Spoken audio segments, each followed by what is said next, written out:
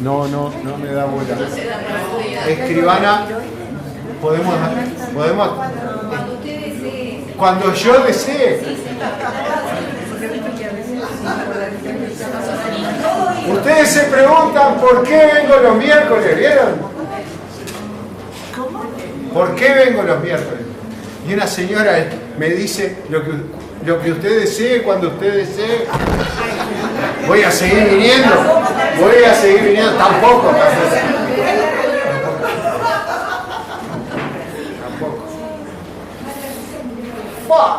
¿Qué semana, eh?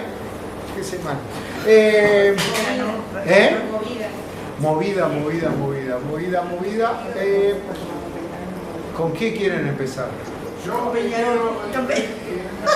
Tú estás incluido en mis primeras reflexiones. Para. Estoy juntando firmas para mandar a la directiva nacional por lo bien que se portaron dejando al técnico que tienen ahora. Eso no es de bueno. Mensaje. ¿Cierto? Mensaje. Elementos de la comunicación. Mensaje, contexto. Uruguay, Campeonato Uruguayo 2026, resultados que se dieron, canal oral en este caso, y un código compartido entre emisor y receptor con respecto a que esto se trata de una cachada. Lo traía preparado, pero no estábamos combinados. No estábamos combinados. Para los nuevos, las nuevas, ¿dónde están las nuevas? Ahí hay una, y acá ya hay uno que se estrena, todas las sesiones se estrenan.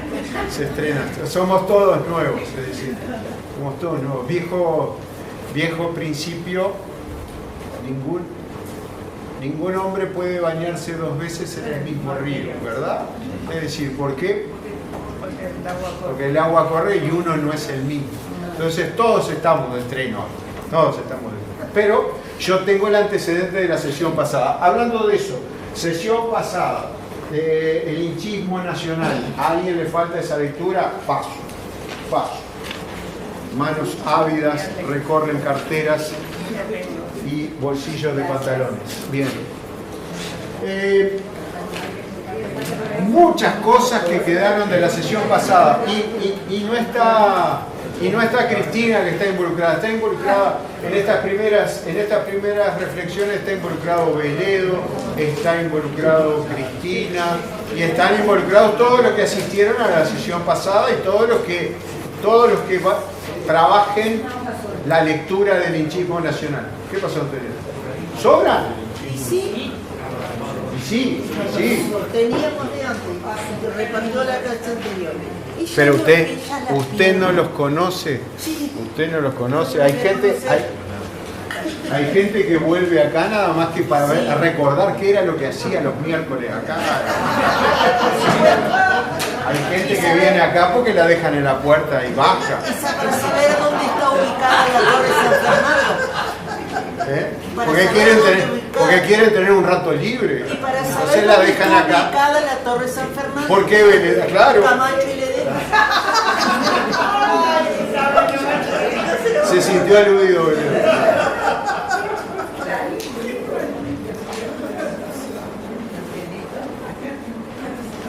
El hinchismo nacional fue la lectura que trabajamos la sesión pasada.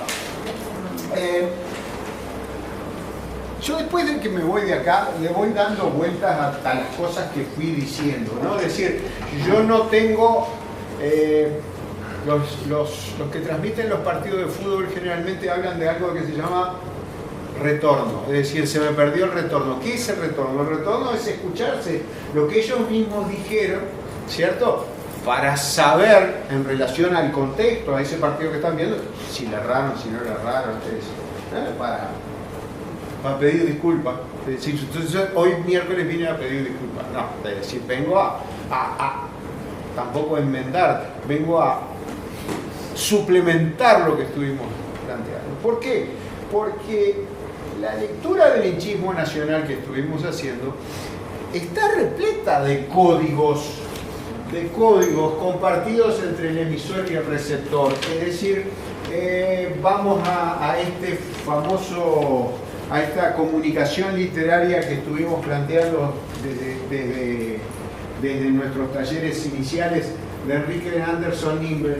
Un cuento, una lectura está elaborada a partir de un escritor que crea un narrador ficticio que se combina con un lector ideal, ¿cierto? Detrás del cual hay un lector real que puede no entender los códigos de la comunicación de los cuales estuvimos hablando.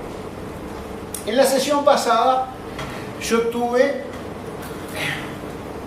en primer lugar, una catarsis, ¿cierto? Con respecto al otoño largo, al junio, que se había... Y parece que fue una sobreactuación muy marcada, es decir, que llevó a que mi esposa recibiera mensajes de condolencia diciendo qué bravo que estuvo junio y julio al lado de este hombre.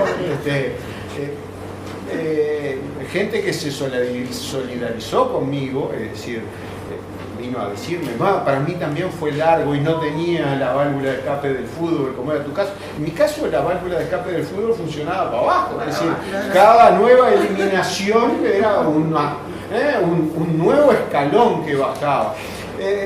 Hoy vi golondrinas, están adelantadas, ni una golondrina no hace verano, ¿cierto? Pero ya hay golondrinas, quiere decir que esto va a pasar como ha pasado otras cosas. Pero tuve una sobreactuación muy grande.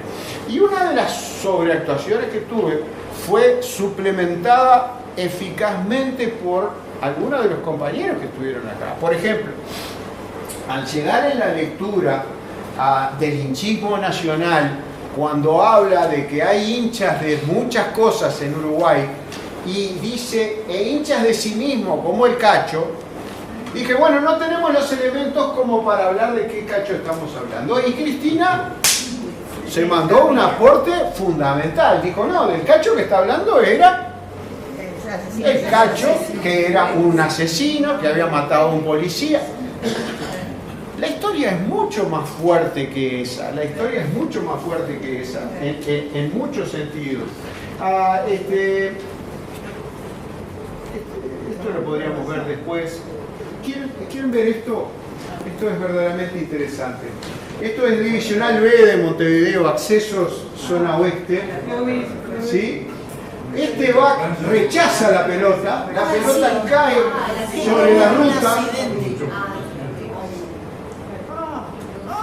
y hay un choque de proximidad, le llama la policía, ¿cierto? Todo debido a la pelota. A la pelota, es decir, la pelota mueve muchas cosas. Es decir, sí. Y el que cayó en el... bueno, otra cosa que teníamos para comentar de esto del linchismo nacional es un conjunto de 50 personas con camisetas de Cerro que copan un ómnibus para que lo lleve al transbordador Beloni, ¿cierto? Y llaman al 911 y en el 911 cortan. Y claro, imagínate lo que es el ambiente con 50 hinchas de Cerro cantando de que lo más suave que decían era que el derecho de admisión se lo pasaran por donde quisieran, ¿cierto? Y eso era lo que se sentía de fondo, y el que recibe la llamada en el 911 dice, ¿qué me voy a meter en esto? Lo de copas, esto está quedando grabado, va a quedar subido después, me van a venir a buscarlo. Los hinchas de Cerro, los del 911, me van a venir a buscarlo. Pero, a ver, es un estado de cosas en la que estamos viviendo, de las cuales el hinchismo nacional está diciendo simplemente la parte embrional en 1956, ¿cierto? Bueno, qué semana, ¿no? Qué semana. Pero estábamos con Benedetti y estábamos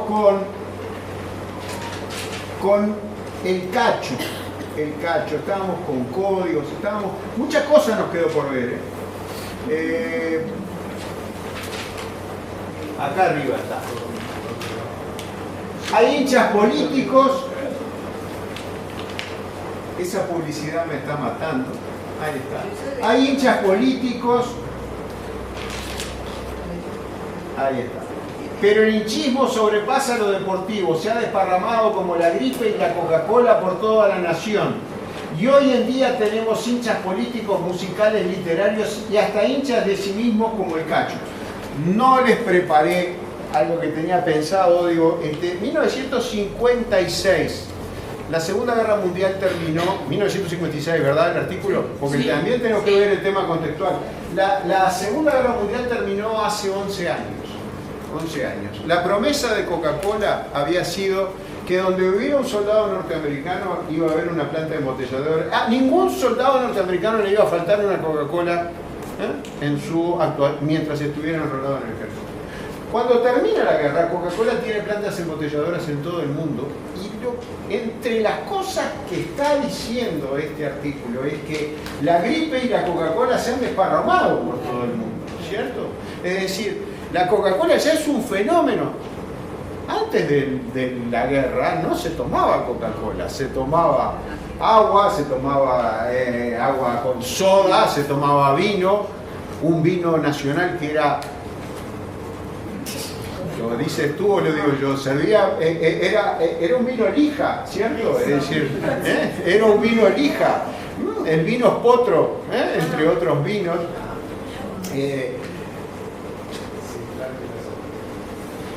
No, porque hoy vemos hasta este mismo artículo con la perspectiva actual, digo, pero la Coca-Cola, el fenómeno mundial de la Coca-Cola, el fenómeno mundial de la Coca-Cola, piensen en una imagen de Papá Noel que tienen nuestros nietos que fue difundida a través de anuncios publicitarios de Coca-Cola, ¿no? Pero que antes no se tenía, de la misma forma que en la Navidad no había regalos.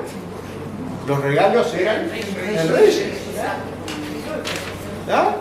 Es decir, entonces este artículo está hablando claramente de esos aspectos contextuales que corresponden a 1956, en la perspectiva de un escritor de izquierda, ¿sí? En el semanario Marcha, mostrando en clave de humor ciertos fenómenos y cambios culturales que se estaban procesando a nivel de la sociedad. Pero dejamos pasar esta así y Cristina no lo levantó, dijo, no, el Cacho era un delincuente que había matado, nos dijo hasta el apellido, Audifred, el policía que había muerto en la calle Rivera intentando apresarlo. El Cacho, y ahora vamos a terminar esta idea entre esta sesión y la próxima sesión, era un tema contextual fuerte en 1956 cuando escribe el artículo. Es más, hoy vamos a nombrar muchas veces esta palabra entre esta sesión y otras, si hay interés. El tema mito, es decir, el sábado pasado me encontré explicándole a un nieto mío que quería para la escuela me saco la corbata porque en un rato me voy a sacar el buzo. Sí. Un nieto mío preguntándome mitos griegos para la escuela. Fantástico. Entonces dije, bueno, ¿qué dicen? No los escucho. ¿Cuál hubiera elegido usted de mitos griegos? Medusa, precioso. ¿Qué otro? No le hablé de Medusa.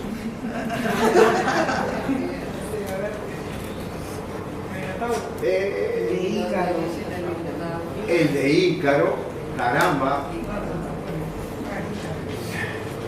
Fui a uno bien sanguinario. Porque espero haberlo traído acá.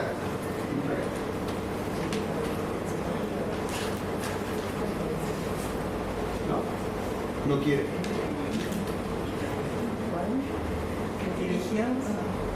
Elegí Prometeo. Elegí Prometeo. Le encantó.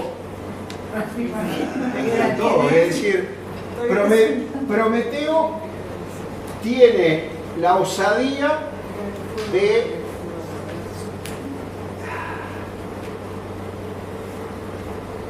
para los nuevos estas cosas pasan, a veces no engancho con la tecnología, pero es el problema de formación de base.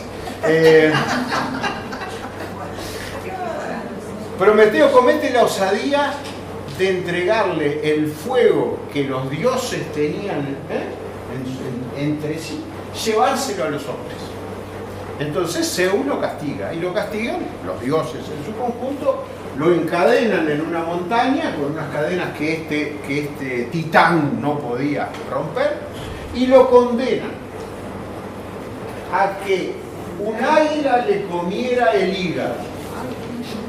El hígado. ¿Por qué el hígado? Porque el hígado, en las 1001 noches también, el hígado es nosotros, si tenemos que hablar de un órgano, de una palabra en la que se reúnen los sentimientos, corazón. Sin embargo, en las civilizaciones antiguas, que tomaban y comían, en el hígado residía eso, el sentimiento.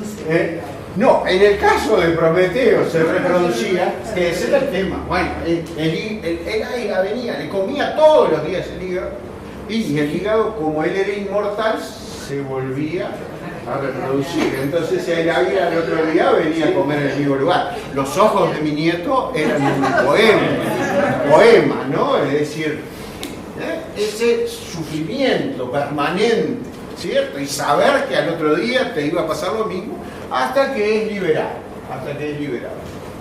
Bueno, ese es el mito en general para nosotros, y la concepción que tenemos de mito, es una concepción que nos viene mucho de esto, es decir, una cuestión antigua, la que explica determinado, es decir, ¿qué explicación tenían los griegos con esto? Bueno, esa fue la forma en la que los dioses nos dieron el fuego, es decir, cuando se lo robaron, se castigaron entre ellos, bueno, recibimos esto de esta manera. Esa es la idea de mito que tenemos nosotros. Pero eso es mucho más, eso es por ejemplo, esto, ¿tá? El Citroën DS, ¿tá? Incluso DS en francés suena como DC, ¿cierto? Como diosa. Y entonces hay un escritor francés, este auto con esas líneas fantásticas fue producido entre 1955 y 1975, ¿no? Tiene un diseño futurista, tenía una suspensión hidroneumática, ¿cierto? Se subía y se bajaba, era el auto aquel en que veíamos a De Gaulle en las películas, en El Día del Chacal, en la original, ese tipo de auto, lo toma un autor francés, Roland Barthes, y dice: el nuevo Citroën, construye un ensayo y lo publica en un libro que se llama Mitologías, ¿sí? En 1957, más o menos por el mismo tiempo en el cual se está produciendo este artículo. Y dice: el automóvil es un objeto cultural de consumo masivo que funciona como una catedral gótica moderna o un objeto mágico caído del cielo. Esa es una de las frases de ese artículo. La catedral moderna, el Citroën y la catedral gótica son creaciones colectivas de una época concebidas por artistas anónimos y consumidas por todo un pueblo que se apropia de una imagen mágica. Es decir, la catedral gótica, ¿de quién es obra? No, fue una obra colectiva, artesanos anónimos, a lo sumo quedó el nombre de algún arquitecto, que ni siquiera fue uno solo, porque fue una generación, con uno que fue guiando, con otro que fue guiando, con una iglesia que se fue transformando, que fue pasando por estilos, fue románica hasta terminar en gótica con esas puntas. Entonces, primera cuestión, es como una catedral moderna. El objeto mágico, el auto no se presenta como un simple medio de transporte utilitario, sino como un objeto superlativo, lustroso y vidrioso que parece venido de otro mundo. Una cosa que le llama la atención a él, la gente en el local de exposición, ¿qué hace? Le pasa la mano por encima, va recorriendo las curvas del auto, él lo acaricia, el hecho de que no tiene soldaduras miren sus autos ahora, ¿no? Y no nos maravilla, pero piensen en los autos anteriores que había. Piensen en un Jeep, piensen en las voitures que conocimos, ¿no? En los Ford grandotes. Esto es una cuestión que parece un objeto venido de otro mundo. El consumidor moderno deja de ser un mero espectador y se convierte en un explorador, pasaje de una era de elementos soldados a un mundo de piezas yuxtapuestas, agregadas, que se sostienen por su forma armoniosa. Las piezas no están tornilladas, por lo menos aparentemente. Las gomas, los vidrios. El diseño deja atrás la agresividad heroica o deportiva del pasado, es decir, ¿qué tenías antes? Antes tenías un 12 cilindros, un 8 cilindros, la potencia la veías en el motor. No, aquí es todo diseño, un diseño futurista. Entonces, ¿qué incluye? Incluye este auto dentro de las mitologías. Incluye este auto dentro de las mitologías. Les traje esta imagen porque Titanes en el ring es otro de los artículos. El catch, mi padre diría el cachacascán, ¿no? El cachacascán. Cachacascán que viene del inglés, ¿no? Catch, as, catch, can, o cachacascán, lucha de sumisión, nacido en el siglo XIX en Inglaterra. Atrapa lo que puedas, agarra lo que puedas, ¿cierto? El catch, el Titanes en el ring, recuérdenlo. Pero ¿quiénes estaban? Los buenos y los malos. Es decir, no era un espectáculo de lucha, sino que lo que ibas a ver era la representación mítica del bien contra el mal.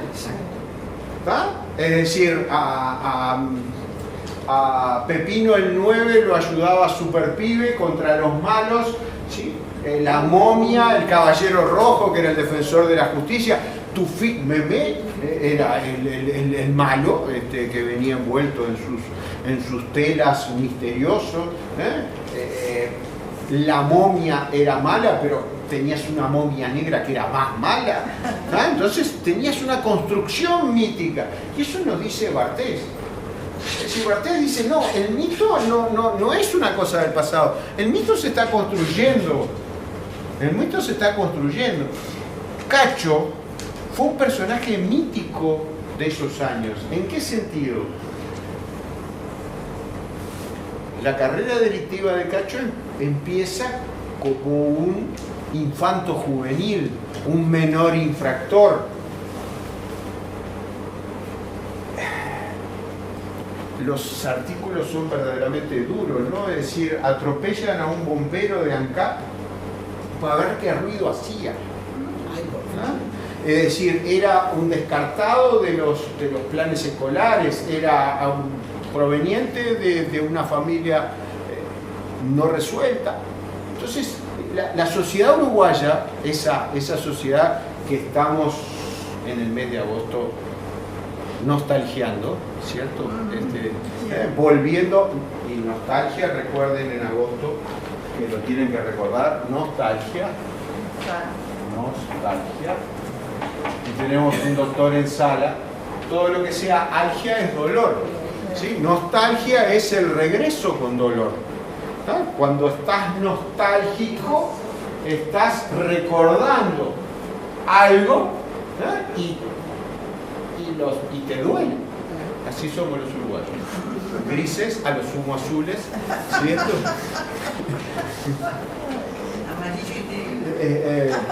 Algunos.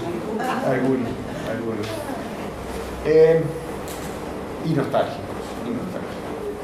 Pero esa sociedad, y Benedetti, mejor es meneallo, mejor es sacudirlo, está poniendo en una frase que está dirigida ¿a quién? A su lector ideal de 1956. Tú que estás sacudido por este tema de la minoría infractora, que no sabes qué hacer con ello, y ahí el tema entra en una nebulosa. Traje varios artículos, pero el Cacho no se sabe dónde termina. Es decir, supuestamente hay alguna crónica Bueno, y hay también una crónica de Galeano, viejo conocido de este taller, que lo define como el enemigo público número 1. Miren todas las fotos que están viendo en primicia antes de que sea el momento de verlas. Cosecha de sangre, Yvette Trochon. Cosecha de sangre, Yvette Trochon. Crímenes que conmovieron al Uruguay en el siglo XX. Autor Yvette Trochon, fin de siglo, la editorial, año 2008. La prensa roja. La degollada de la Rambla Wilson, esto lo hablaba mi padre, los asesinatos en Yerbal, el crimen de la ternera, esquina peligrosa, la Fer Salvo Bonapelch, el constructor del Palacio Salvo, que su yerno contrata unos sicarios para que lo maten. El Cacho, un adolescente peligroso, 1955. Estos son huellas que nos ha dejado el Cacho, ¿no? Estos son huellas que nos ha dejado el Cacho. Cayó el Cacho, decía ahí. Cayó el Cacho. Año 1956. Esto es un raconto de cuestiones planteadas en una revista, ¿no? Año 1956. Miren las noticias. Tanques rusos en Budapest. Curiosidades del año 1956. En 1956 había en Montevideo 101 salas de cine y se vendieron en el año 18 millones de entradas.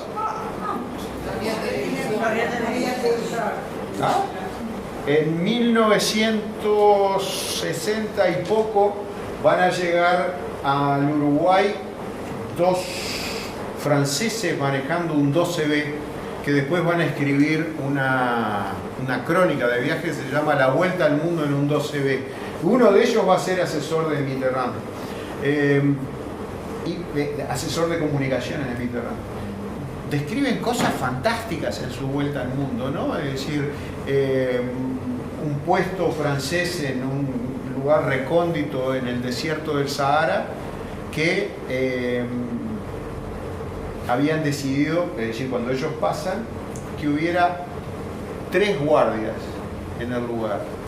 Porque si dejaban 2 guardias solos en esa inmensidad y en ese desierto, sin poder conversar con otra persona, sin poder interactuar, cuando los iban a buscar a los 6 meses o cuando que durara el periodo, estaban peleados entre ellos. Entonces ponían 3 para ver si podían interactuar de otra manera. Lo más probable es que terminaran 2 contra 1, pero eso es otro tema. Cosas que los muchachos iban contando, ¿no? Muchachos de 20 años. Cuando llegan a Montevideo, la crónica es fantástica, es decir, entran desde Aceguá, ¿sí? Y en Aceguá lo que describen es que la casa más importante es la del aduanero. ¿Ah? Y después van bajando y les sorprende la cantidad de vacas que hay y la poca gente que hay, ¿cierto? Entonces, un conjunto de vacas, un hombre a caballo, un pueblo, y en cada pueblo que llegan y en cada ciudad que van llegando, dicen, no, dice, cuando usted llegue a Montevideo, ahí es donde usted va a ver París, usted va a ver nuestra civilización uruguaya, ¿no? Por decirlo en algún término, no recuerdo exactamente. Y las cosas que describen de Montevideo son que los cines eran monumentales. ¿Recuerdan la impresión que tuvieron ahí al cine Sensa por primera vez? Era algo monumental, ¿cierto? Bueno, fantástico, 101 salas de cine. Yo recuerdo mirar el diario, la página de cine, si estaban las salas de estreno y las salas de barrio. Las salas de barrio. Que ahí te mandaron para ver 3 películas. No, yo esas 3 películas seguidas veía en el cine Maldonado. 4 películas seguidas. A Montevideo iba a haber una. Iba a ver Batman, los Beatles, iba a ver los Cañones de Navarone. ¿Ibas a la matiné? Bueno, la matiné, sí, claro. Yo acá no mandaba a mis hijos al confort. 101 salas en Montevideo. Actualmente iglesias bautistas, tiendas, garajes. Bueno, miren a Montevideo. Montevideo, sede del Campeonato Mundial Extra de Fútbol, y Uruguay se consideró campeón en la final con Argentina con un gol de Javier Ambrois. El técnico, si no me equivoco, no sé si es, no, porque este es un extra. Forlán asumió el otro día como director técnico. El padre le dice por lo bajo su mejor deseo. ¿Cuál es el mejor deseo del padre al hijo? Que te vaya bien, que gane Uruguay. Que gane Uruguay. Es decir, 3 generaciones campeones de América. El abuelo Corazzo, técnico de Uruguay en el 67 por lo menos, y no sé si no en este. Pablo Forlán, campeón en el 67, y Diego Forlán, campeón en 2012. No sé si hay otros casos.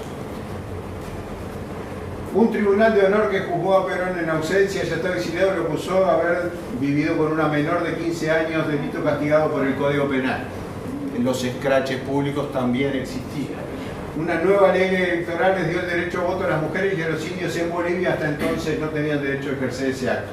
Los tanques en Budapest, y cayó el cacho. El lunes 17 de octubre de 1956, el delincuente Celasio Durán Naveiras, alias el Cacho, perpetraba su último golpe.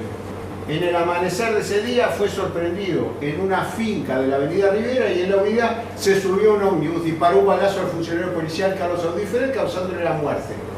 Miren lo que va a decir acá. Fue capturado por otros integrantes de la comisión policial y remitido a la cárcel, donde pasaría varios años bajo especiales medidas de seguridad. Tras las rejas, guardó buen comportamiento, aprendió música y finalmente salió para irse del país. Posteriormente se supo, gracias, que había integrado los cuerpos represivos de alguna policía caribeña. Esta noticia dice eso. En el momento de su detención, el Cacho era menor de edad y en su prontuario figuraban 2 asesinatos y decenas de rapiñas y robos, catalogado poco menos como el enemigo público número 1, a tal punto que tras su captura El País tituló en su edición del martes 18 de octubre del 56: finalmente ha culminado la patética carrera delictiva del Cacho con el sacrificio de una vida modesta. Esto es un portal de noticias, pero, El País Cultural, Relatos en Rojo, 2008, Alfredo Alzugarat. El angustioso trauma cotidiano de los menores delincuentes se pone de relieve en 1955 con la trayectoria del Cacho, habiendo un debate público de candente actualidad. Celasio Durán Navieras, un niño cuya conducta se estimó incorregible, fue internado a los 11 años por primera vez en el asilo Damaso Antonio Larrañaga. A partir de ese momento, su vida se fraguó en un rosario de arrestos, fugas, hurtos, internaciones en el Hospital Vilar de Bo y en albergues y colonias para menores. Pareció que la sociedad no sabía qué hacer con él. Los centros de detención eran peldaños de aprendizaje para su violencia en ascenso. En 1954, con 15 años de edad, tras su fuga, atropelló con un automóvil robado un bombero de ANCAP, según sus propias palabras, para ver el ruido que hacía el carro. El término infanto-juvenil con el que se tipificaban los menores delincuentes se volvió un vocablo de uso cotidiano en encendidas tertulias espontáneas. Como hoy en la prensa y en el Parlamento se hablaba de reducir la imputabilidad de los menores a los 16 años y de la inoperancia del entonces Consejo del Niño. En la universidad hubo foros y conferencias sobre el tema. Una comisión de la Cámara de Representantes llegó al extremo de trasladarse a la inhóspita isla de Flores y estudiar un posible acondicionamiento para internar allí a menores peligrosos. Al año siguiente, al verse cercado, el Cacho dio muerte a un agente de policía. El episodio lo elevó a la categoría de enemigo público número 1. Permanecería en la cárcel hasta 1962. Ya mayor de edad, las detenciones continuaron en Uruguay, Argentina y Chile. Expulsado de Brasil en 1972, su rastro se perdió. Es decir, no sabemos de Cacho. Y el que lo toma para... pero no sé para qué lado ir, acá. El que lo toma, Eduardo Galeano, en entrevistas y artículos del 62 a 1987, donde escribe distintas cosas, va a escribir del enemigo público número 1, que no me acuerdo dónde está, Pelé y los suburbios de Pelé, el esclavo. Lo cierto es que dentro de toda esa larga chorretera de cuestiones está un artículo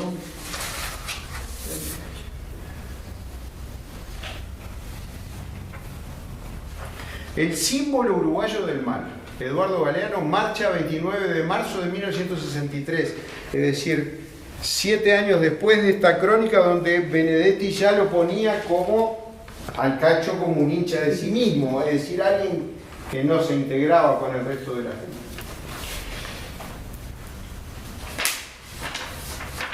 Y lo va a dar. Después de la muerte del policía Luis Fred, el Cacho estuvo recluido en Punta Carretas con medidas de seguridad hasta principios del 62. Salió en libertad y fue enviado al Regimiento Motorizado de Durazno. No me queda claro cómo salió en libertad y fue enviado al Regimiento Motorizado de Durazno. Él lo cuenta así: allá me mandaron a marcar el paso, dicen que no me porté bien. Porque lo entrevista. Y la crónica sale en 1963, donde el Cacho todavía estaba en Uruguay, en la calle. Después se lo mando, Lo cierto es que claramente Galeano lo que está denunciando es la represión policial y la incapacidad de tratar a ese menor delincuente. Disculpame, ¿qué año es esto? Esta crónica es del semanario Marcha, 29 de marzo de 1963. 63, donde lo está entrevistando incluso, es decir, habla en primera persona. Entre encierros y persecuciones han transcurrido más de 13 años. Él se ha pasado la vida dando y devolviendo golpes. Necesita nacer de nuevo y no reclama que nadie lo confunda con un santo. Eligió este mundo, al fin y al cabo, no el otro. Pero lo interesante del caso es que para la gente de la época que estaba leyendo esta crónica del linchismo nacional, el Cacho era alguien muy presente y era alguien que había sido elevado a esa categoría. Es decir, nos estaría diciendo ese escritor francés, nos estaría diciendo, no, el Cacho es un mito, es decir, tiene todas las características del mito. Y Galeano, cuando titula, dice el símbolo uruguayo del mal, es decir, ¿qué se está identificando? ¿Qué es lo que Benedetti me está poniendo ahí en esa frase descolgada que Cristina levantó el centro de mi incapacidad de desentrañar el código? Lo que está diciéndome es, hasta hincha de sí mismo como el Cacho, tú, estimado lector, ¿estás entendiendo lo que te estoy diciendo? Claro que sí, claro que sí. Es decir, porque son cuestiones que no podíamos dejar de perder en el hilo.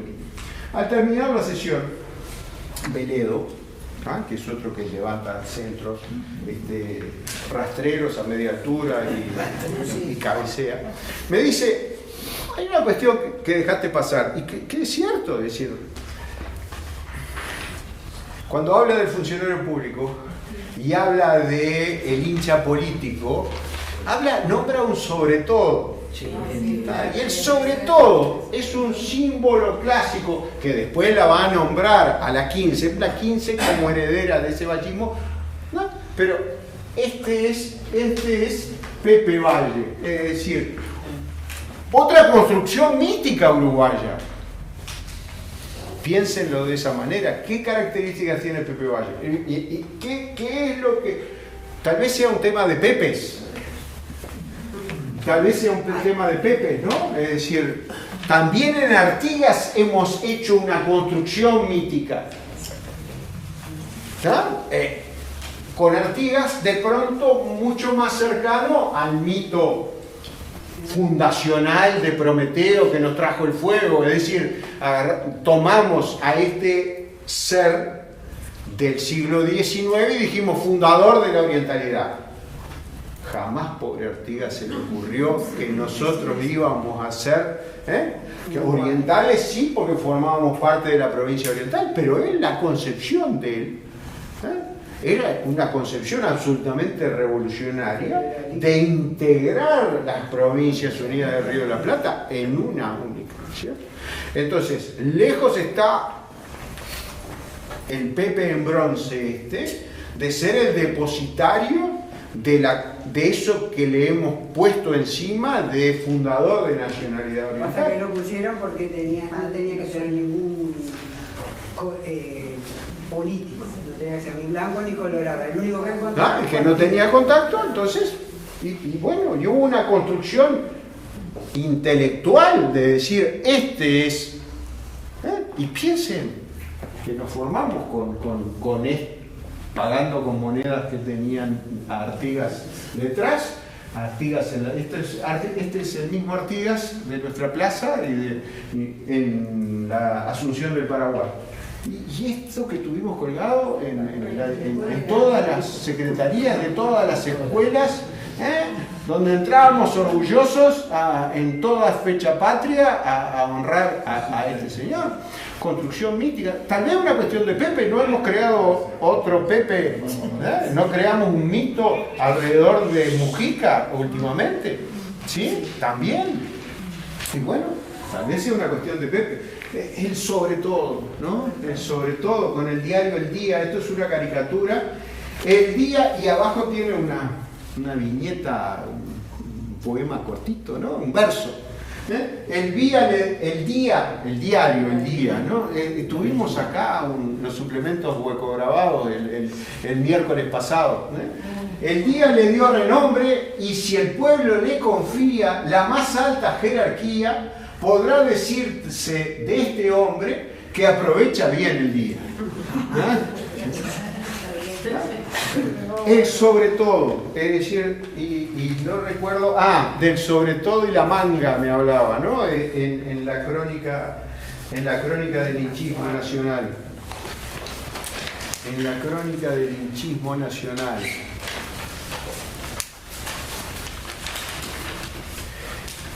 Más fácil que convencer a un hincha político con un argumento es convencerlo con un sobre todo. Es decir, Gregorio Álvarez, en un discurso previo a las elecciones internas, nos habla del sobre todo y del poncho, es decir, de dos símbolos que las dos colectividades políticas tradicionales habían transformado en mitos fundacionales, ¿cierto? El sobre todo del PP, el sobre todo del PP y el poncho de Aparicio. Esto es la quinta de Pajas Blancas, ¿no? Sí, sí. La quinta de Pajas Blancas. Piedra blanca. Gracias. Hay una voz allá que es como la voz de la conciencia. Yo no quiero identificarlo, pero sé de dónde viene, y el hombre habla con voz gruesa y corta grueso y me pasa bien los datos, estos eran códigos que teníamos. Esto es una medalla fíjense que tiene la fecha de nacimiento de José Valle Ordóñez, 1856, la fecha de fallecimiento, 1929.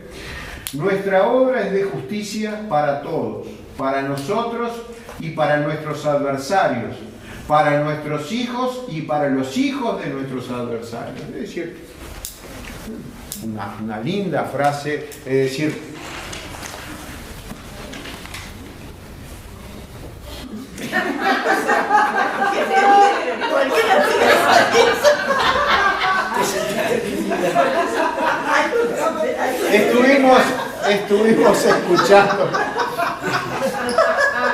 estuvimos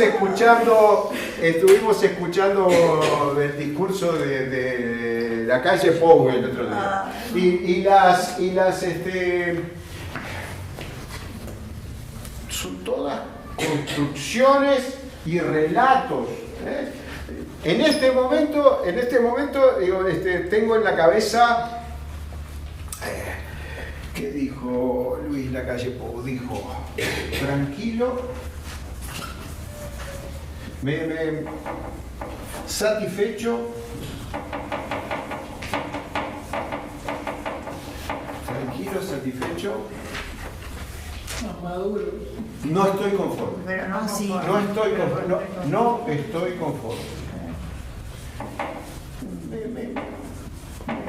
Me quedó ahí chingando esa frase. Es decir, si consideramos la conformidad propia, ¿no? Y cuando hablamos de conformidad propia tengo que pensar en aprobación, ¿eh? Darme un aprobado. Y las...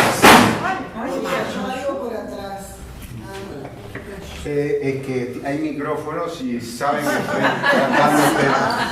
Ya hablé de construcción mítica de Mujica, ahora me estoy metiendo con la calle. Puedo hablar otra construcción mítica, esta me encanta porque es aplicable, tardío e insuficiente. Esta es de Leonardo Pérez, ya que planteo para un lado, planteo para el otro.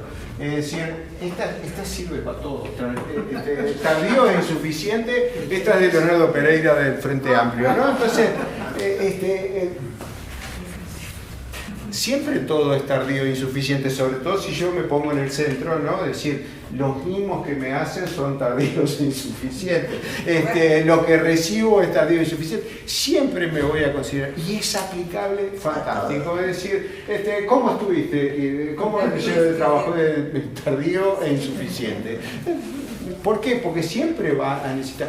Por eso es que entre estas dos concepciones, digo, me cuesta encontrar un término medio, es decir, tranquilo, satisfecho, bueno, no estoy conforme, bueno, si no está conforme es que algo faltó, es decir, no fue suficiente, pero la suficiencia no me podría dar esta satisfacción.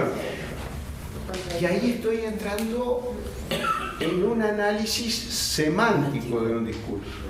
Estoy entrando en un análisis semántico de un discurso. Y ahí se plantea, si me pongo muy pesado me tiran con algo, ¿no?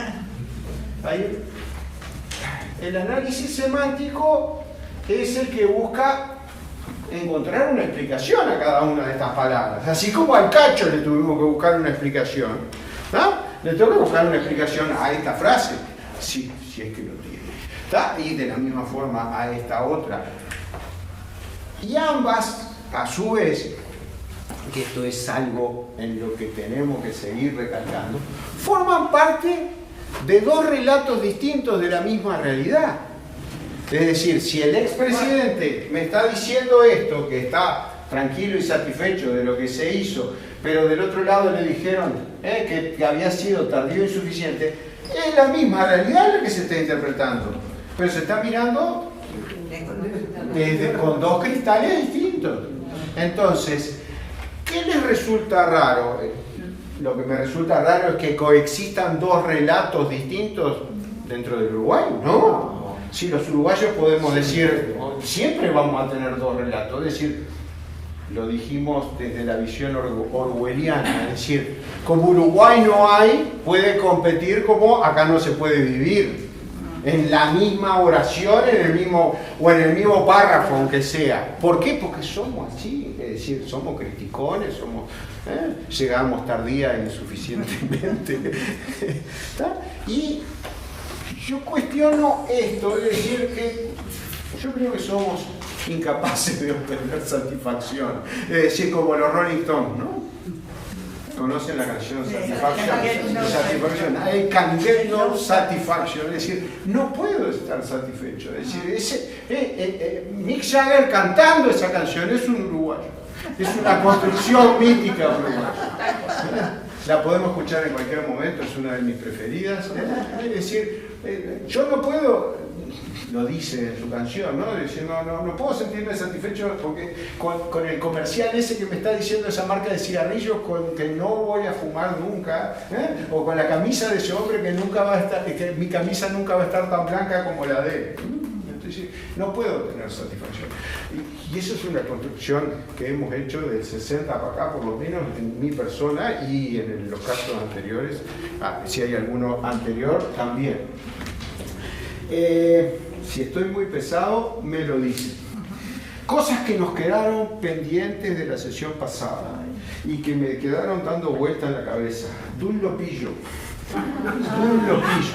Yo les dije nada más que cuánto hacía que no escuchaban la palabra Dunlopillo.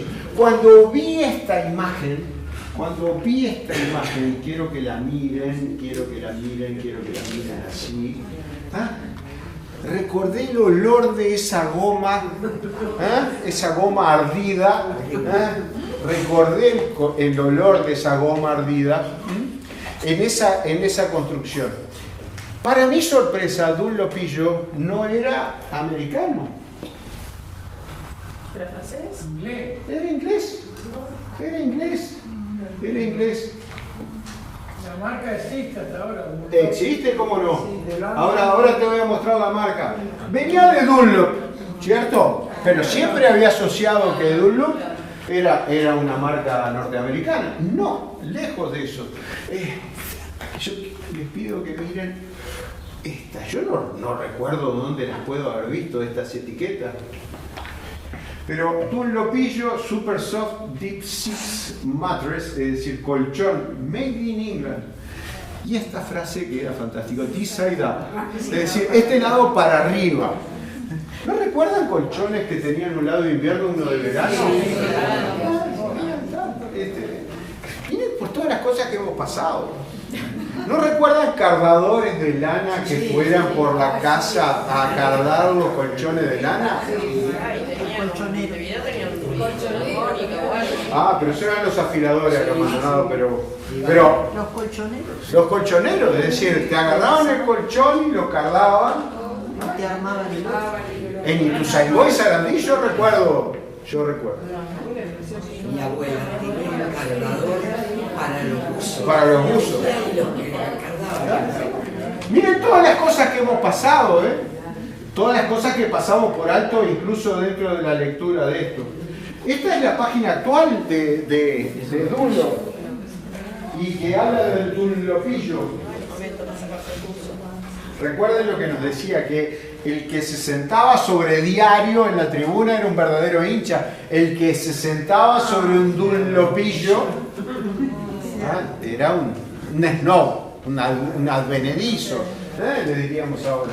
Pero fue ver esta imagen y me vino el olor ardido de ese látex. Era goma natural, ¿no? Es decir, que se hacía crecer. En lo que está hablando es que este señor, el señor Murphy, probó con diferentes formas de que el látex hiciera espuma y creciera, hasta usando batidoras hogareñas, y que mucho la fábrica actual se parece a esas batidoras.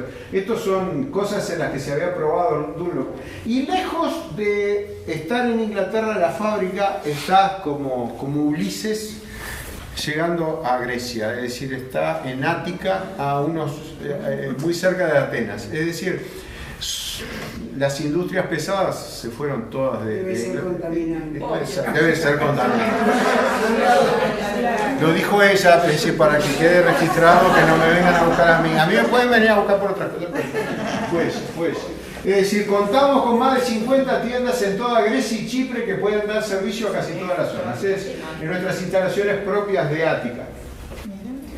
Catálogos que hay de Dunlopillo, estos son catálogos alemanes de Dunlopillo, de asientos para autos, para ómnibus y para camiones. Miren las cosas que hemos pasado, es decir, y no nos hemos dado cuenta de los asientos de madera, de los tranvías, de los ferrocarriles, pasar a esto.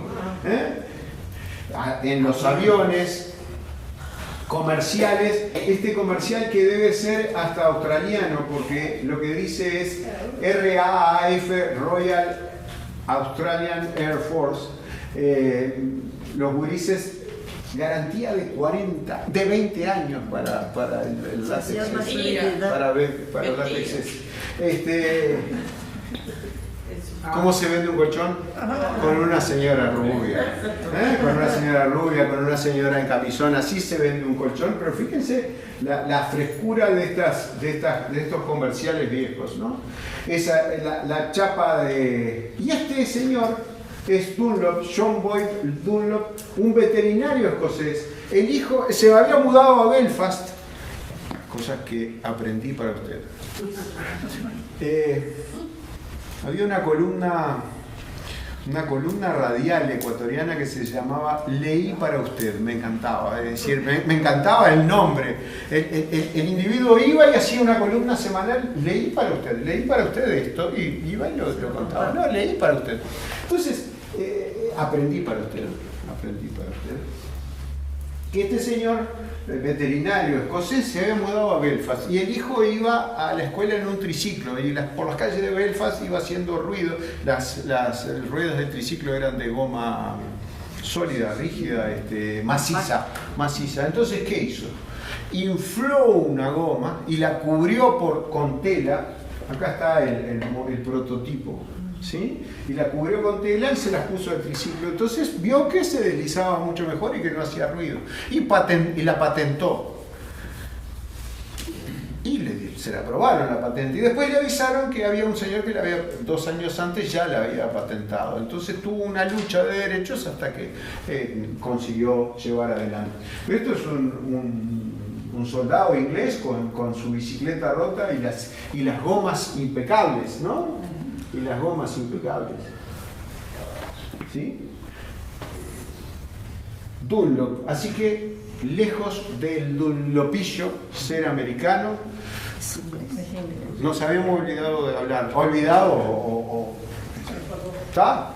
Del sobre todo, del Pepe, no, del cacho en profundidad, de la Coca-Cola y la expansión mundial, un mundo que estaba cambiando, del Dunlopillo, y yo tiré, no recuerdo por qué ni por qué no, un taller que daban en canal, vaya a saber cuál era el que se veía en mi casa en la tarde, que tú lo veías cuando estabas enfermo. Entonces estabas con amigdalitis, recluido en la cama y te tenías que bancar una cuestión que era un espanto, ¿cierto? Y hablé de 2 cosas. Me acordé del taller. El taller se llamaba el taller de Norma Suárez, ¿no? El taller de Norma Suárez.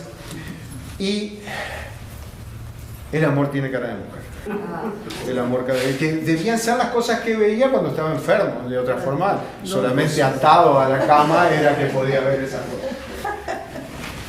El amor tiene cara de mujer, me pareció, reconstruir esta historia me pareció fantástica, sobre todo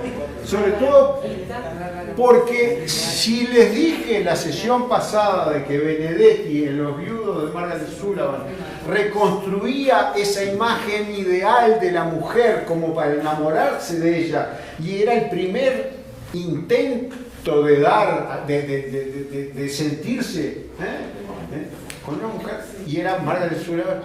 Yo debo reconocer que cuando vi a Bárbara Mujica, que es esta muchacha que está acá, recuperé una visión de mi niñez de una muchacha que me gustaba. Fíjense acá, el amor tiene cara de mujer. ¿Por qué te cambias? ¿Por qué te cambias? Ahí está. Esta es Bárbara Mujica. Esta es Bárbara Mujica. Delfi de Ortega, Bárbara Mujica, Claudia Lapacó, que está acá abajo. Ahí está. Rodolfo Bebán, Jorge Barreiro, Federico Luque, Norberto Suárez y Sergio Palbrán. Casi todos están muertos. Las señoras de la década del 60. Estamos hablando que se emitió entre 1964 y 1970. Ahí están Ahí están. ¿Se acuerdan de esto? Sí. ¿Por qué lo estamos viendo en Literatura y Fútbol? No tengo ni idea. Te pusiste romántico. Nostálgico.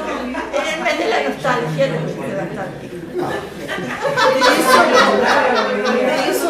Las escuché hablar.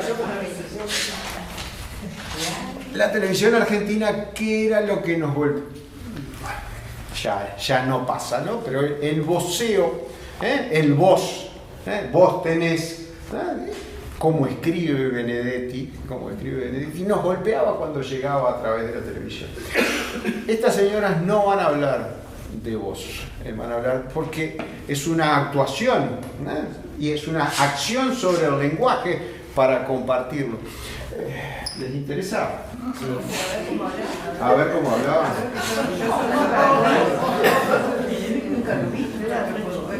¿Nunca lo vieron? Entonces, ¿de qué estoy hablando? Yo fui el único que lo vi cuando estaba enfermo.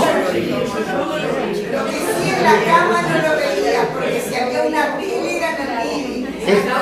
Estaba en el dormitorio, estaba en un... Me están cuestionando. Estaba en el dormitorio donde doña Olga, cosía y tejía y pasaba sus tardes. Ahí estaba la televisión. Pero no era un dormitorio. No era un dormitorio que estuviera habilitado. A lo sumo yo iba ahí cuando estaba enfermo. Digo, no. A mi madre lo amaba. Ojo que la cocina viajaba, la televisión viajaba de la cocina, tenía una mesa favorita. Y el doctor Escaso, que con la tecnología él siempre quería estar bien, tenía una conexión de la antena en la cocina y otra en la zona de dormitorio, cuidado. Y una palanquita que la pasaba para un lado o para otro. Y también tenía 3 hijos que subía uno a la azotea, el otro miraba a la televisión. ¡Mirala! No, se pasó, volvé para atrás. Qué fácil, ¿eh?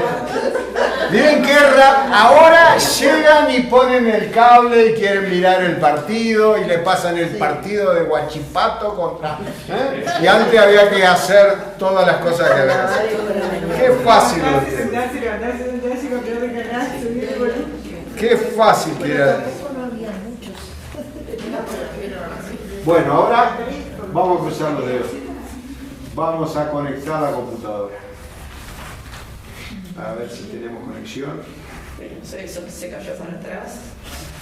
No, pero acá no tenemos. No. Acá no. Hay una red. Sí. Hay una red que se llama Salón Social, pero no tengo la contraseña. Y me está pidiendo, cambié de celular, me está pidiendo la contraseña.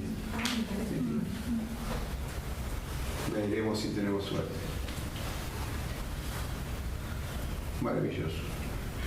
Entonces, vayamos.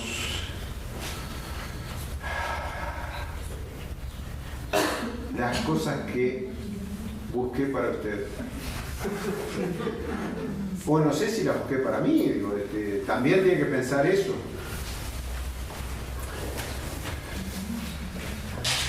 Vamos acá. Desde la diapositiva actual. Muy bien. No lo pillo. Yo creo que lo puse aquí. Sí. Puede venir un reclame, ¿eh?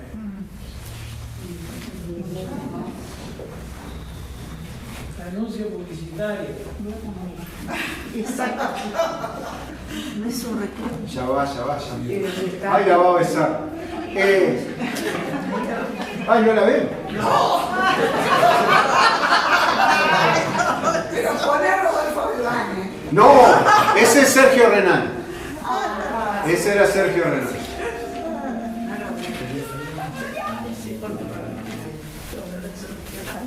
Ese era Sergio Renán. Lo mató de un beso.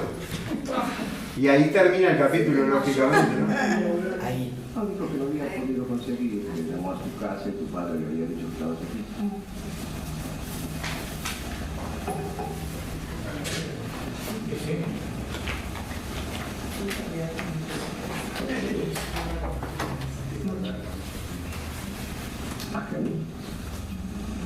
De otra manera.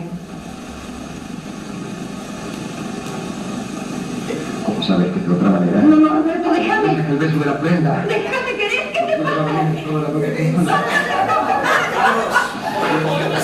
Y ahí lo tiró. Y ahí probablemente termine el capítulo.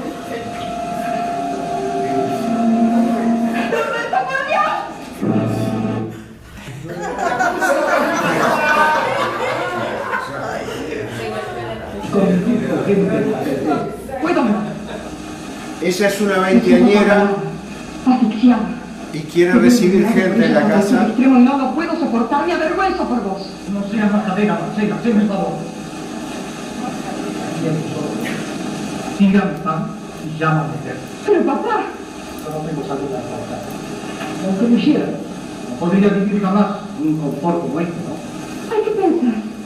Seguir viviendo aquí, así, indefinidamente. No sé lo que es vivir al pobre, pasar penurias y convivir con gente inferior a mí.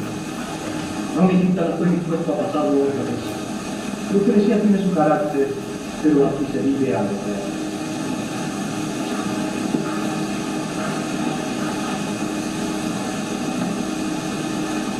Entonces La ella... habilidad consiste en ser aquí como ella quiere y fuera de aquí como uno lo necesita.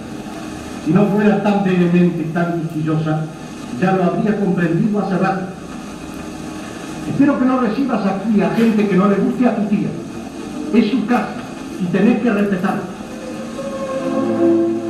Ese es Ángel Magaña, el actor. Entonces ella después va a la peluquería a contar lo que le ha pasado. Estoy en casa de mi tía.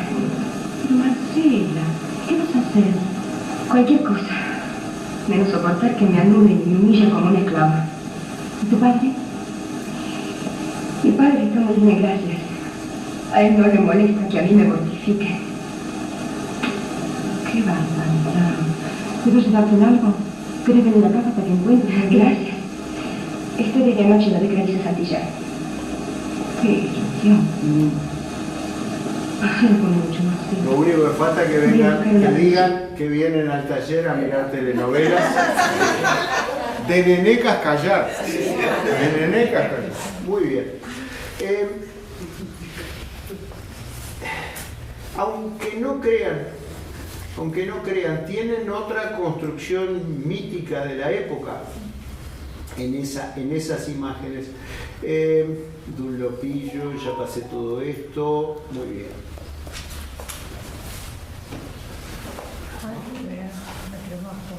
La crema Pons, me llamó la atención que tanto en Argentina como en Uruguay el auspiciante era crema Pons, ¿cierto? Incluso busqué tarros y publicidades que tuvieran el tarro que yo recordaba de ver claro, y en la casa de Doña Olga. Les hablé del taller de Norma Suárez. Para llegar al taller de Norma Suárez, primero me encontré con El Mediodía con usted. En 1961 de Gustavo Adolfo Ruecker y Sarita Otermin, de la esposa. Y Roberto Aldao, que es el que está detrás.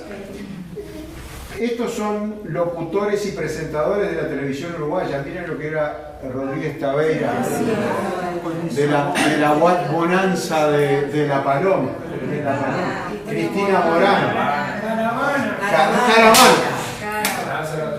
Sí, gracias. A Sarita Otermin la vi años después haciendo Doña Rosita de la Solterona. Doña Rosita de la Solterona en el teatro. El taller de Norma Suárez. Destacada figura pionera de la televisión en blanco y negro en Uruguay durante las décadas del 50 y 60, reconocida por su labor como presentadora, conductora y diseñadora en los inicios del medio. Condujo el recordado programa en vivo El Taller de Norma Suárez, emitido en Canal 4, un clásico de la época de los años 60. Además de su rol en pantalla como comunicadora y conductora, destacó en el ámbito del diseño y la moda nacional con presentaciones artísticas y desfiles transmitidos por televisión. Dentro de esas imágenes que ustedes vieron, también hay otra construcción mítica, el peinado de esta señora. El peinado de esta señora, es decir, el peinado de esta señora difundido a través de la revista Life, a través de distintos medios de comunicación, influyó decisivamente en la forma de peinarse y de vestirse, de la vestimenta de las señoras de puntos tan distantes como Maldonado. Es decir, en la calle Ituzaingó, la peluquería de Yoray, las señoras pasaban y se hacían un peinado parecido a este, con las plumas que cada una tuviera. Las plumas que cada una. Este vestido se transformó en mítico también. Es decir, ¿en qué sentido? Es decir, son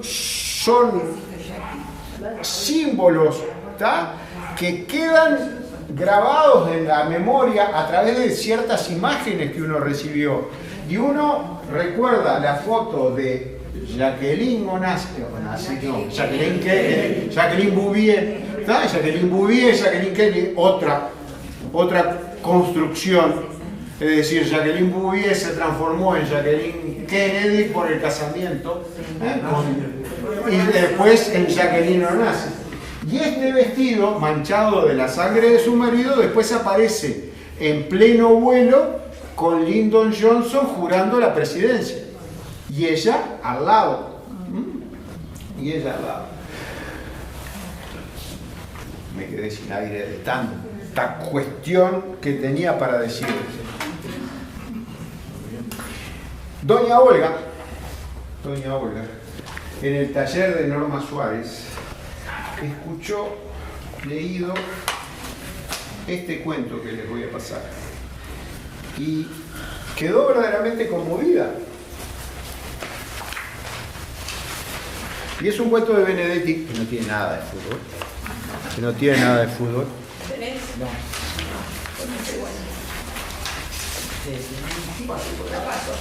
Agarren uno y pasen. Es decir, que en el taller de Norma Suárez se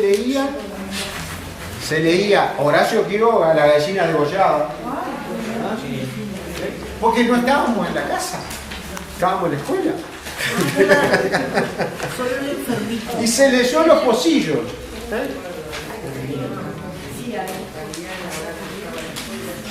Era un programa para la casa.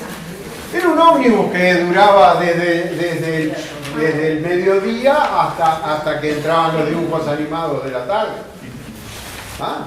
Que no lo podías ver porque estabas en la escuela. Probablemente. ¿Llegaron? ¿Conocen Los Pocillos? ¿Conocen Los Pocillos? Es un cuento breve, no sé si nos dará para terminarlo. No tiene nada que ver de fútbol. Pero tiene también que ver con la construcción de esta época. Es decir, Los Pocillos va a aparecer en el libro de Benedetti de cuentos que se llama Montevideano. Montevideano es de 1959, ¿cierto? Y es la misma época. Es esa construcción del discurso desde distintos puntos de vista. Y hemos leído muchos cuentos en el taller de Montevideano. Puntero Izquierdo fue el primero, después leímos Familia Iriarte, después leímos Déjanos Caer. Si no nos da tiempo de terminarlo, no importa, pero lo van a tener ustedes en Los Pocillos. ¿En qué página estarás? Tenía muchas cosas dentro de la cabeza, no necesariamente terminé de sacarlas todas.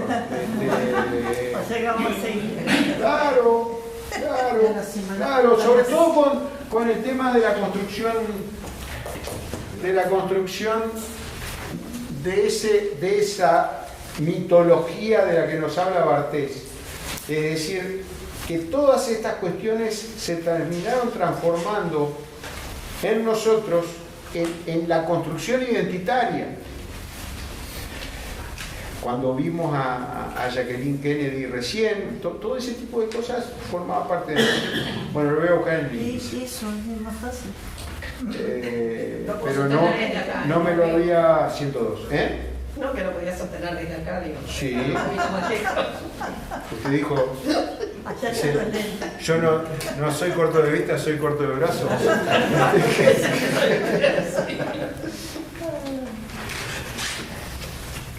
Los pocillos eran 6, 2 rojos, 2 negros, 2 verdes, y además importados, irrompibles, modernos.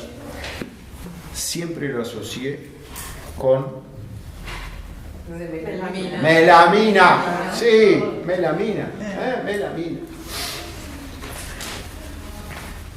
2 rojos, 2 negros, 2 verdes y además importados, irrompibles, modernos. Habían llegado como regalo de Enriqueta en el último cumpleaños de Mariana. Se nos presentó uno de los personajes, Mariana, y desde ese día el comentario de cajón había sido que podía combinarse la taza de un color con el platillo de otro. Negro con rojo queda fenomenal. Había sido el consejo estético de Enriqueta, la que lo regala le hace el consejo.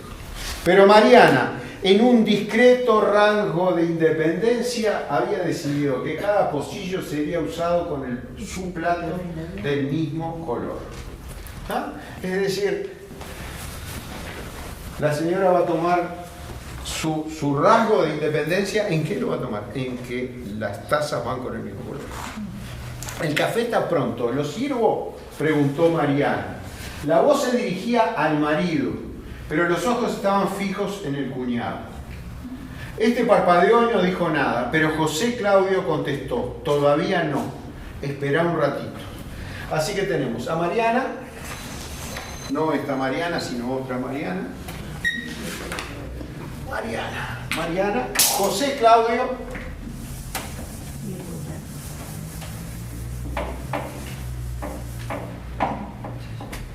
Mariana. José Claudio. ¿Quién es José Claudio? El marido. ¿Por qué? Porque la vista de Mariana estaba dirigida a su cuñado, pero el que contesta fue José Claudio. Fíjense qué forma interesante de presentarnos los personajes sin decir estaba Mariana, su cuñado, que sería la forma obvia. La voz se dirigía al marido, pero los ojos estaban fijos en el cuñado. Este parpadeó y no dijo nada, pero José Claudio contestó: todavía no, espera un ratito, antes quiero fumar un cigarrillo. Ahora sí, ella miró a José Claudio y pensó por milésima vez que aquellos ojos no parecían de ciego. Segundo parte. Ya tenemos a Mariana, tenemos a José Claudio, esposo, ciego. Esposo y ciego. Vamos 2 párrafos. La mano de José Claudio empezó a moverse tanteando el sofá. ¿Qué buscas?, preguntó ella. El encendedor. A tu derecha. La mano corrigió el rumbo y halló el encendedor. Noten, para los que ya trabajamos con cuentos de Benedetti, que en esta forma de presentar los diálogos lo pone entre comillas. Ese narrador que está omnisciente, que está viendo toda la escena, pone los diálogos entre comillas. Eso no lo habíamos visto en otros cuentos de más adelante, donde la lectura de los diálogos va a estar metida dentro de la oración y vamos a escuchar la voz de uno y de otro sin que me especifique quién es el que está hablando. Pero acá están claramente identificados entre comillas. Con ese temblor que da el continuado afán de búsqueda,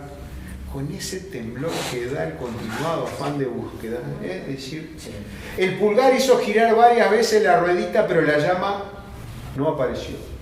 A una distancia ya calculada, la mano izquierda trataba infructuosamente de registrar la aparición del calor. Estamos en presencia de un ciego. ¿Qué está haciendo?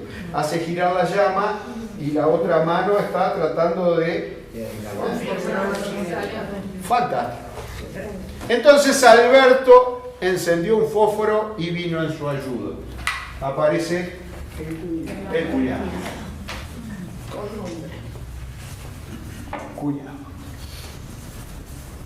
al ser cuñado de Mariana, entonces es hermano de José. Y están los personajes planteados, es decir, no les voy a adelantar nada más, están los personajes planteados.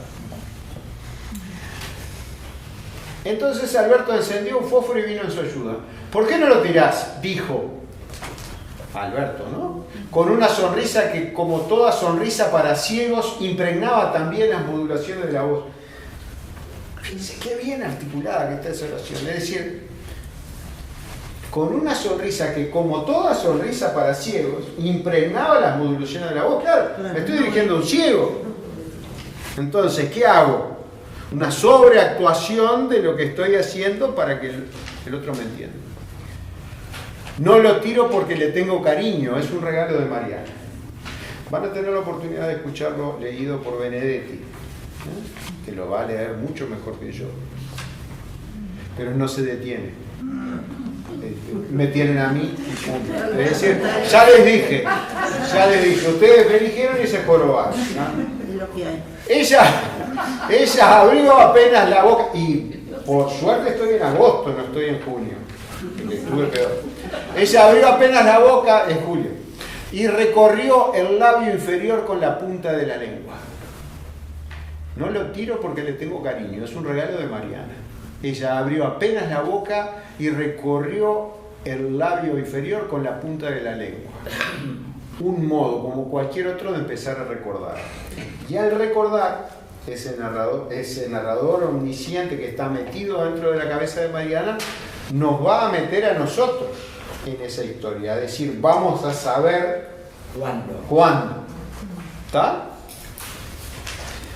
Si estuviéramos en una película, y ahora un crítico cinematográfico le diría, esto es un flashback.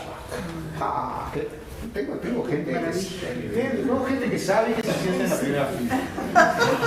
Eso es muy bueno. En las últimas filas siempre están los que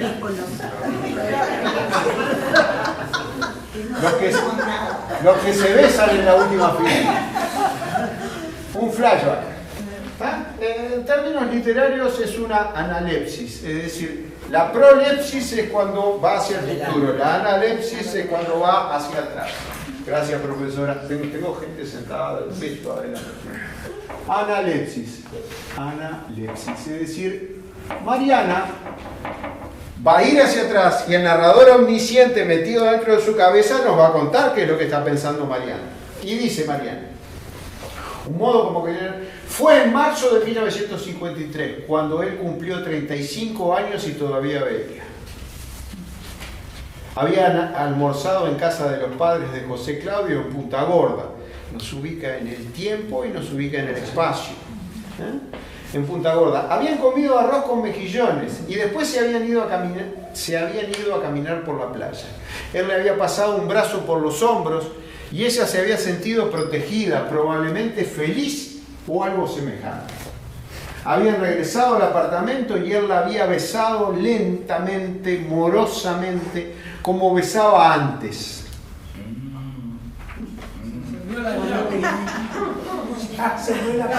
¿Ya? Quedó claro, ¿no? Es decir, ya no me querés como antes. ¿No? Está diciendo Mariana por dentro. No. Habían inaugurado el encendedor con un cigarrillo que fumaron a medias. Ahora el encendedor ya no servía. Incluso puedo imaginarme si el amor tampoco servía así, como el encendedor. Ella tenía poca confianza en los conglomerados simbólicos, pero después de todo, ¿qué servía aún de aquella época? Ya está. Es decir, que esta relación anduvo, ya fue.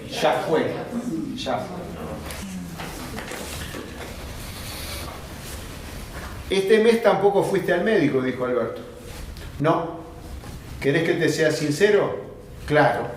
Me parece una idiotez de tu parte. ¿Y para qué voy a ir?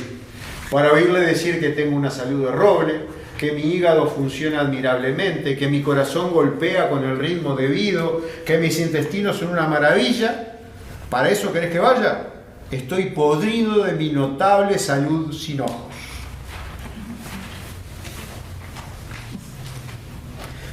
La época anterior a la ceguera,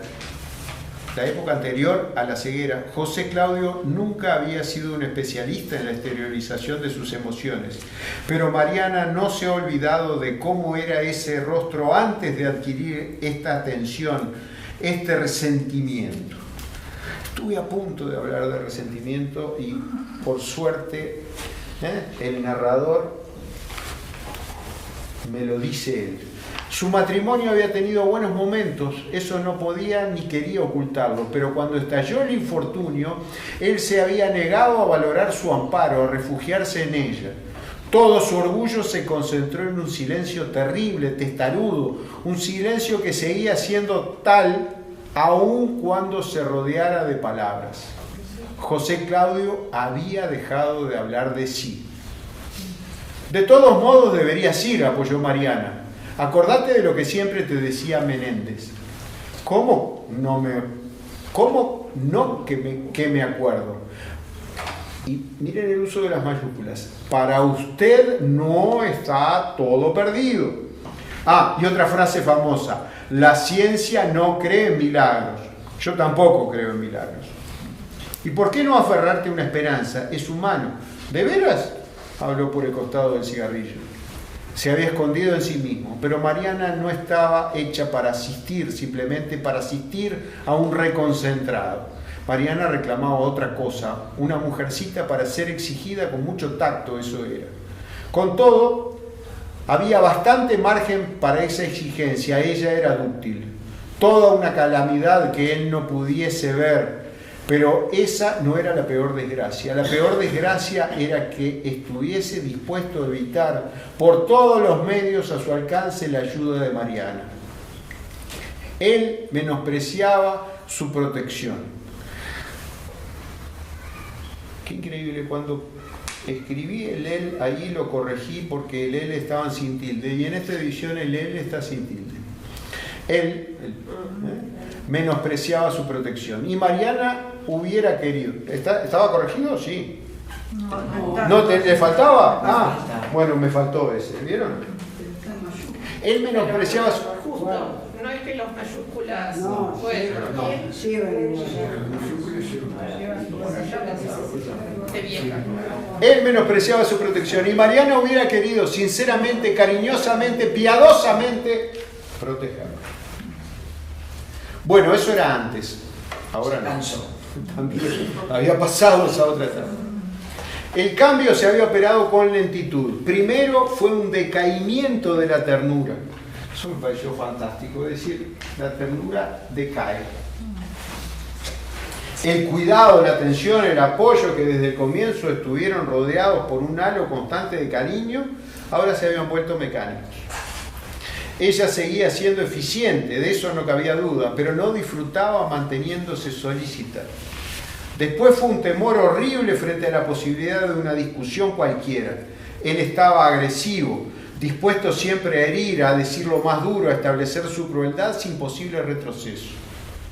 Era increíble cómo hallaba a menudo, aún en las ocasiones menos propicias, la injuria refinadamente certera, la palabra que llegaba hasta el fondo, el comentario que marcaba a fuego. Y siempre desde lejos, desde muy atrás de su ceguera, como si ésta oficiara de un muro de contención para el incómodo estupor de los otros. Alberto se levantó del sofá y se acercó al ventanal. «¡Qué otoño desgraciado!», dijo. «¿Te fijaste?». La pregunta era para ella. Y de la misma forma que en la primera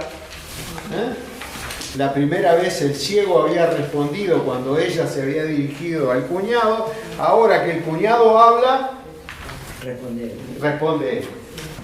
«No», respondió José Claudio, «fíjate vos por mí». Claro.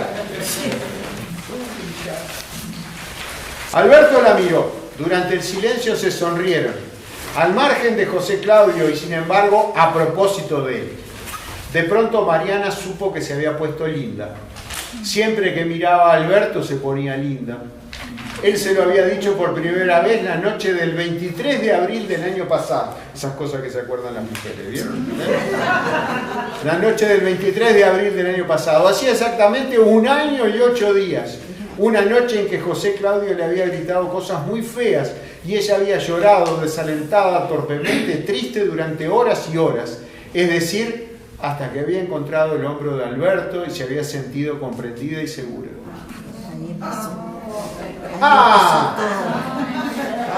Mujer de poca fe. ¿De dónde extraería Alberto esa capacidad para entender a la gente? Ella hablaba con él o simplemente lo miraba y sabía de inmediato que él la estaba sacando de la fuga. Gracias, había dicho entonces. Y todavía ahora la palabra llegaba a sus labios directamente desde su corazón, sin razonamientos intermediarios, sin usura. Su amor hacia Alberto había sido en sus comienzos gratitud, pero eso que ella veía con toda nitidez no alcanzaba a depreciarlo. Para ella, querer había sido siempre un poco agradecer y otro poco provocar la gratitud. A José Claudio, en los buenos tiempos, le había agradecido que él, tan brillante, tan lúcido, tan sagaz, se hubiera fijado en ella tan insignificante. Había fallado en lo otro, en eso de provocar la gratitud, y había fallado tan luego en la ocasión más absurdamente favorable, es decir, cuando él parecía necesitarla más. A Alberto, en cambio, le agradecía el impulso inicial, la generosidad de ese primer socorro, que le había salvado de su propio caos y sobre todo ayudado a ser fuerte. Por su parte, ella había provocado su gratitud, claro que sí, porque Alberto era un alma tranquila, un respetuoso de su hermano, un fanático del equilibrio, pero también y en definitiva un solitario. Durante años y años, Alberto y ella habían mantenido una relación superficialmente cariñosa, que se mantenía con espontánea discreción en los umbrales del tuteo y solo en contadas ocasiones dejaba entrever una solidaridad algo más profunda. ¿Acaso Alberto envidiaba un poco la aparente felicidad de su hermano, la buena suerte de haber dado con una mujer que él consideraba encantadora? En realidad no hacía mucho que Mariana había obtenido la confesión de que la imperturbable soltería de Alberto se debía a que toda posible candidata era sometida a una imaginaria y desventajosa comparación. No en vano puse los 3 nombres formando una figura geométrica. Es lo que va generando esto, ¿no? Bien. El tema es que siempre el cuento tiene que tener un giro inesperado. Es decir, si no es una mera descripción de cosas. Bueno, veamos. Y ayer estuvo Trelles, estaba diciendo José Claudio. Es decir, el narrador sale de contarnos los vericuetos que estaban pasando, que habían pasado por el corazón, por el hígado, por las cabezas de Alberto y de Mariana. El corazón como depositario de los sentimientos, el hígado como depositario, o el cerebro. Y aparece José Claudio que está hablando, que capaz que estaba hablando, como ciego estaba hablando, y dice, y ayer estuvo Trelles, estaba diciendo José Claudio, es decir, estaba diciendo José Claudio. Hacerme la clásica visita a Dulona que el personal de la fábrica me consagra una vez por trimestre. Me imagino que lo echarán a la suerte y el que pierde se embroma y viene a verme. Típica nuestra, ¿no? Es decir, se hizo un sorteo y yo perdí, así que te vengo a saludar. Y también puede ser que te aprecien, dijo Alberto, que conserven un buen recuerdo del tiempo en que los dirigías, que realmente estén preocupados por tu salud. No siempre la gente es tan miserable como te parece de un tiempo a esta parte. Le pongo un poco de rebeldía, por lo menos. ¡Qué bien! Todos los días se aprende algo nuevo. El resentimiento me sale bien, ¿eh? ¡Qué bien! Todos los días se aprende algo nuevo. La sonrisa fue acompañada de un breve resoplido. ¡Qué bien! Todos los días se aprende algo nuevo. Destinado a inscribirse en otro nivel de ironía. Cuando Mariana había recurrido a Alberto en busca de protección, de consejo, de cariño, había tenido de inmediato la certidumbre de que a su vez estaba protegiendo a su protector, de que él se hallaba necesitado de amparo como ella misma, de que allí, todavía tensa de escrúpulos y quizá de pudor, había una razonable desesperación de la que ella comenzó a sentirse responsable. Por eso, justamente, había provocado su gratitud, por no decírselo con todas las letras, por simplemente dejar que él la envolviera en su ternura acumulada de tanto tiempo atrás, por solo permitir que él ajustara a la imprevista realidad aquellas imágenes de ella misma que había hecho transcurrir sin hacerse ilusiones por el desfiladero de sus melancólicos insomnios. Es decir, eran dos solitarios que se estaban encontrando. Cassiari, el escritor argentino, que aprecia mucho a este cuento, hizo una adaptación que no es un plagio, es decir, dice que este es el cuento de Benedetti, y le quitó mucho de estos vericuetos. Después se los puedo pasar para que lo lean. Es decir, le sacó los vericuetos mentales, se detuvo nada más que en lo observable en esa pieza y en ese café que se están sirviendo. Pero mantiene el mismo final. El mismo. No. A mí, no cuento nada. a mí me suena, no sé si lo leí en Cassiari o lo leí acá, pero me suena. No cuento. cuento. Pero en el de Cassiari dice que es el cuento de Benedetti, es decir, porque no hace un plagio. No hace un plagio. Yo sé que lo leí en algún lado. No hace un plagio, pero le quita todo estos otros prolegómenos, ¿no? Es decir, va a los bifes.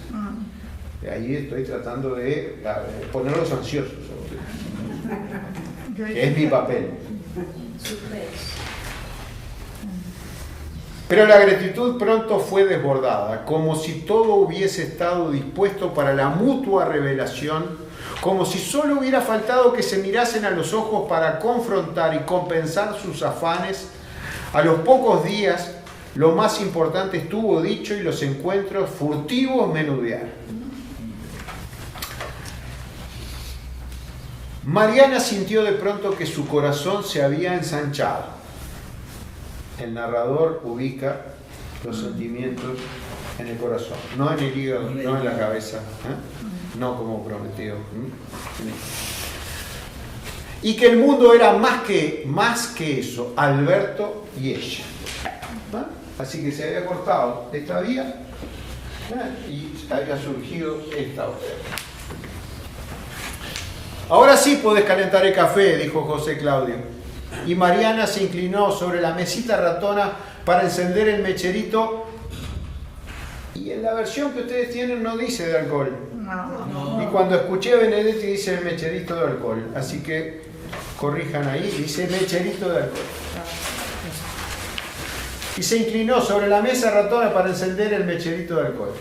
Por un momento se distrajo contemplando los pocillos. Solo había traído 3, uno de cada color. Les gustaba verlos así, formando un triángulo. Como ellos. Imagínense por dónde va. Después se echó hacia atrás en el sofá y su nuca encontró lo que esperaba.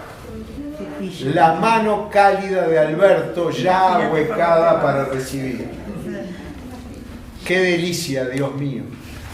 La mano empezó a moverse suavemente y los dedos largos, afilados, se introdujeron entre el pelo. La primera vez que Alberto se había animado a hacerlo, Mariana se había sentido terriblemente inquieta, con los músculos anudados en una dolorosa contracción que le había impedido disfrutar de la caricia. Ahora no. No se contractura.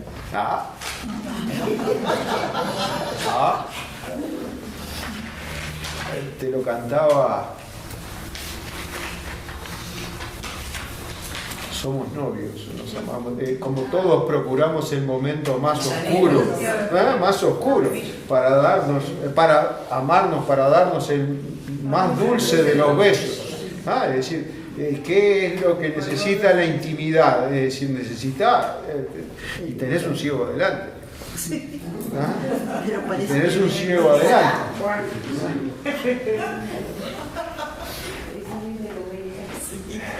¿Quién era el que cantaba ese? Somos novios. Manzanero. Bien. Estoy escribiendo sobre ustedes y es a pedido que estoy escribiendo sobre ustedes. Y entonces lo que estoy escribiendo es eso, que los aportes míos se ven enriquecidos por lo que vuelve, es decir, mis distracciones, mis olvidos, mis símbolos que faltan, mis nombres de autores de boleros.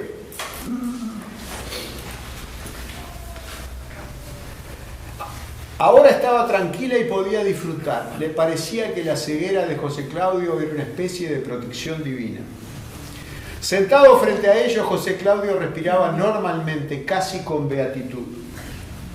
Con el tiempo, la caricia de Alberto se había convertido en una especie de rito, y ahora mismo Mariana estaba en condiciones de aguardar el movimiento próximo y previsto.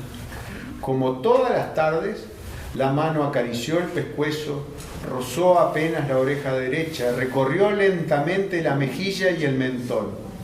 Finalmente se detuvo sobre los labios entreabiertos.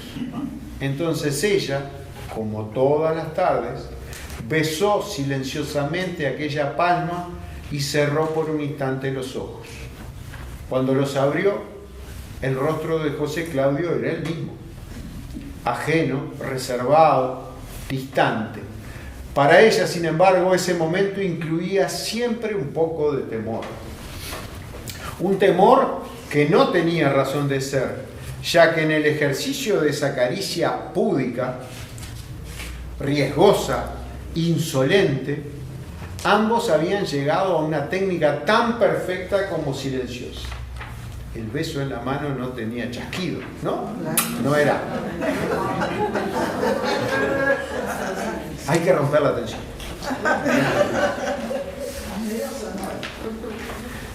No lo dejé servir, dijo José Claudio. La mano de Alberto se retiró y Mariana volvió a inclinarse sobre la mesita.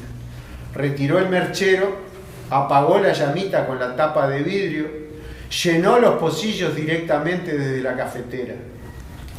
Todos los días cambiaba la distribución de los colores. Hoy sería el verde para José Claudio, el negro para Alberto, el rojo para ella. Tomó el pocillo verde para alcanzárselo a su marido, pero antes de dejarlo en sus manos se encontró con la extraña, apretada sonrisa. Se encontró además con unas palabras que sonaban más o menos así.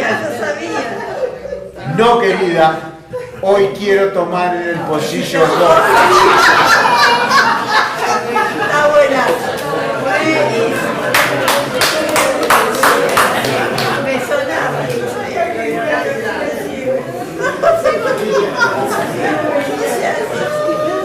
Yo no sé si es cierto.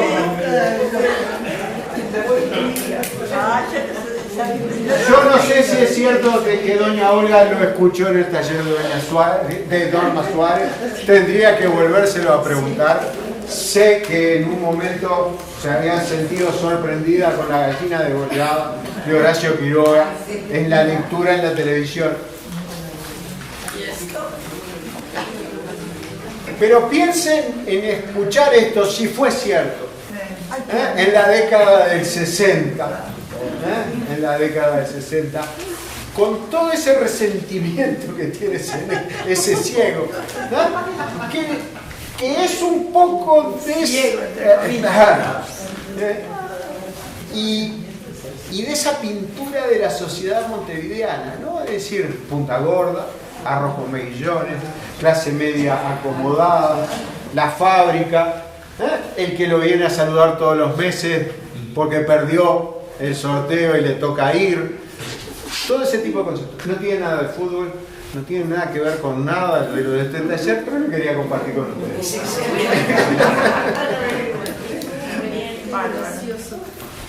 Y seguimos, es decir, tenemos una hoja de cuentos, compartan este con su entorno, vean sus reacciones, maridos ciegos,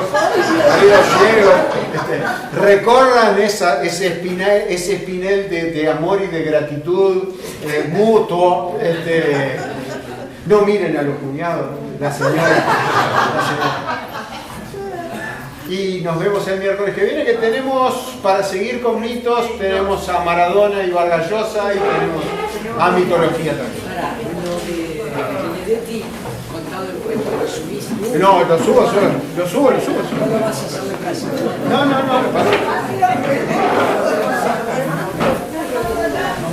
¿Qué pasó? Te sacaron el mueble. El corrector del fondo.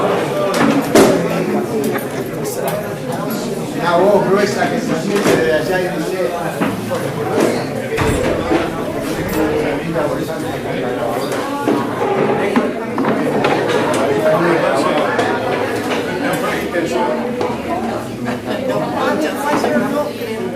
¿Tú la vas a poner acá?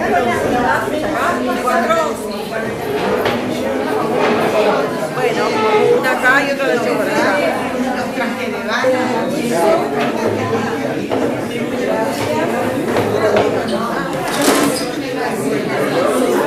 Se ve que doña Olga no le dijo.